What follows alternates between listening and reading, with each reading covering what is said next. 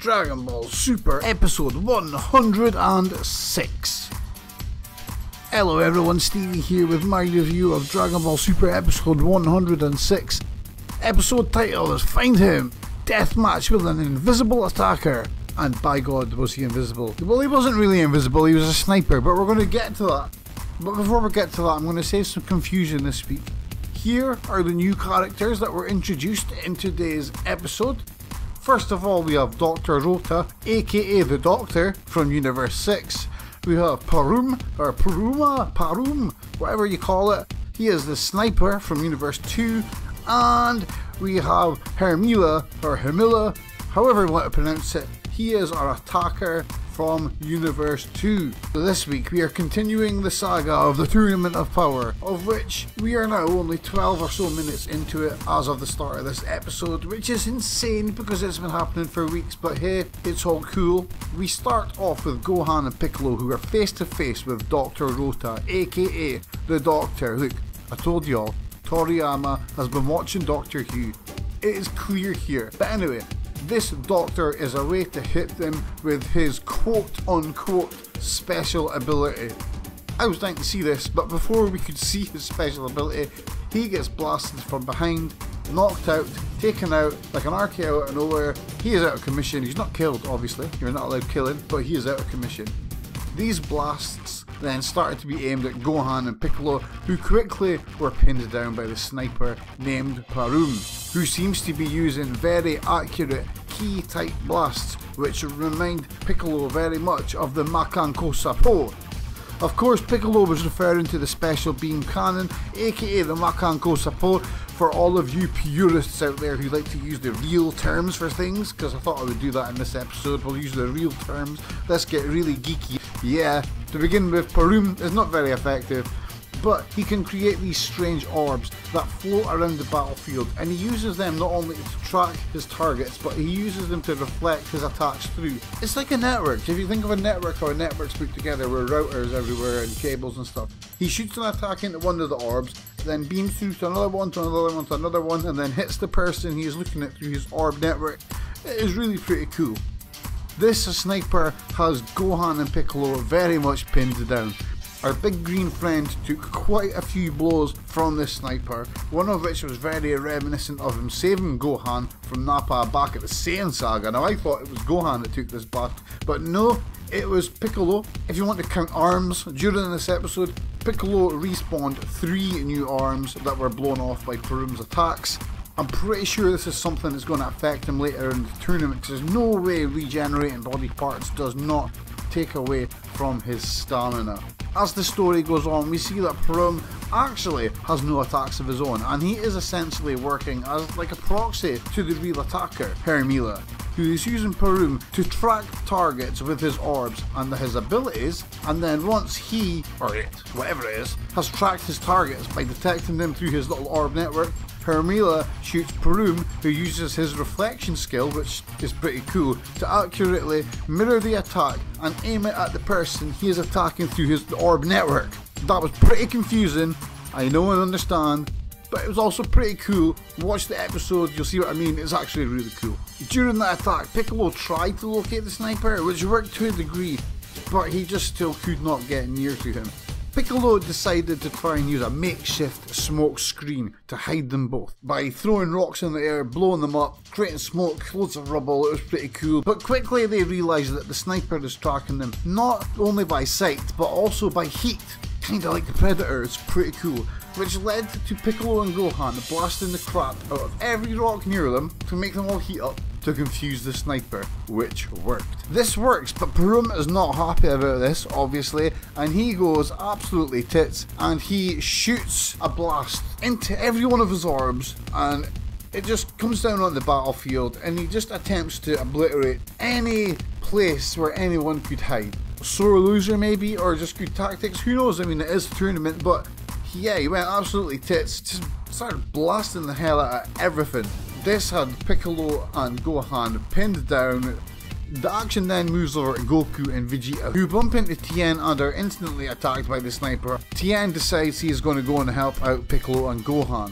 Goku and Vegeta go to find the sniper and take him out because they just want rid of him. Once they find Perun and launch a combo Gallic Gun Kamehameha attack right at him, they quickly realise that using Ki Blasts on him is not the best idea, as it doesn't harm him. He's not affected by Ki Blasts. I mean, he's got this reflection skill, and it seems that even if you shoot him with a Kamehameha Gallic Gun combination, he can take it, because he can just take Ki attacks. That's just the way it is. Which Vegeta quickly learns about the hard way, because he's losing it. He's not very happy that his Gallic Gun done nothing, so he shoots a big Ki Blast. This does nothing because Perun just reflects it back at him. Shocks the hell out of Goku, and they're like, whoa, what the hell are we going to do now? So to combat this, the pair basically have to start throwing large rocks at Perun. They have no other option. They are throwing large rocks. This is just the way it is. The action at this point then goes back over to Tien, who had went to help Gohan and Piccolo by way of working out where this attacker actually is and how to get to him. Tien, thanks to his amazing vision, manages to find and follow Hermilla, spotting where he is firing from and working out that, look, this guy's on the move, he's shooting, moving, and it needs to be stopped. The only idea Tien has is to use his multi-form technique, which is obviously cool. We've not seen this in a while. Tien splits himself into 4, that's obviously him and 3 other, and he rushes the attacker down. Now, this is a risky move because multi-form technique, it essentially halves your power for every clone. So if you split yourself in 2, your power would be halved between the 2. In this case, he's got 4, so his power is quartered. So Tien has only a quarter power just now. But regardless, the 4 Tiens rush Hermilla. So as the clones are rushing their way through Hermilla, he spots this and he starts shooting them out. One by one, he takes the clones out. But alas, he couldn't take out Tien, and Tien manages to get him and hit Hermilla with a massive Ki Koho. It looked like after the blaster went away, we've got a scene where Tien and Hermilla are face to face. Hermilla's on his knees and you can see his shoulders. It looks like he's broke his arms or shoulders or something, but regardless, Tien has done ridiculous damage to him. You can't lift his arms up, his arms are pointing down. Tien is just standing there and he's just like, it's finishing time, buddy. And he just puts his hands up, he makes the triangle that's going to shoot a square, and he just starts away. Like, I don't know if he even started saying Ki Koho, but the attacker, Hermilla, what does he do? He only pulls a Frieza, doesn't he?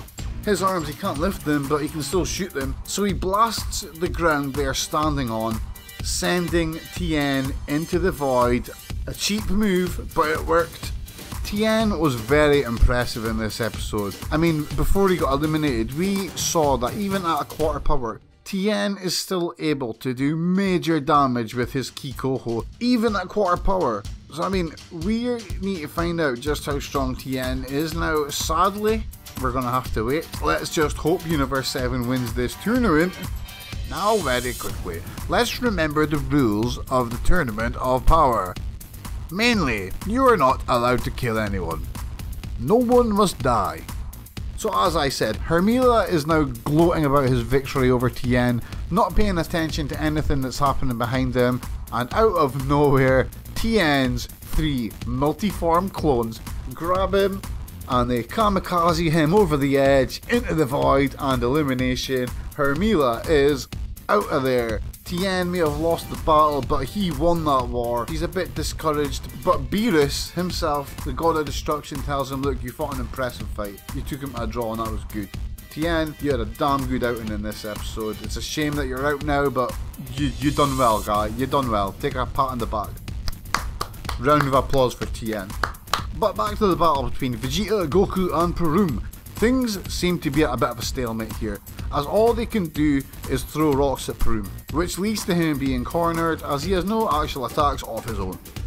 Perun tries to run away before, out of nowhere, the Doctor appears, Dr. Rota.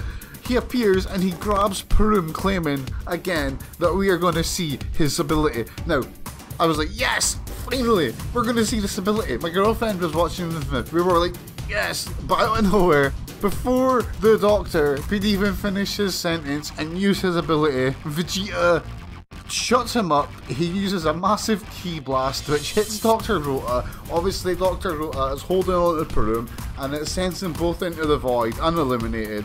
Parum is eliminated, Dr. Rota is eliminated, Hermila is eliminated, and Tien is eliminated in this episode.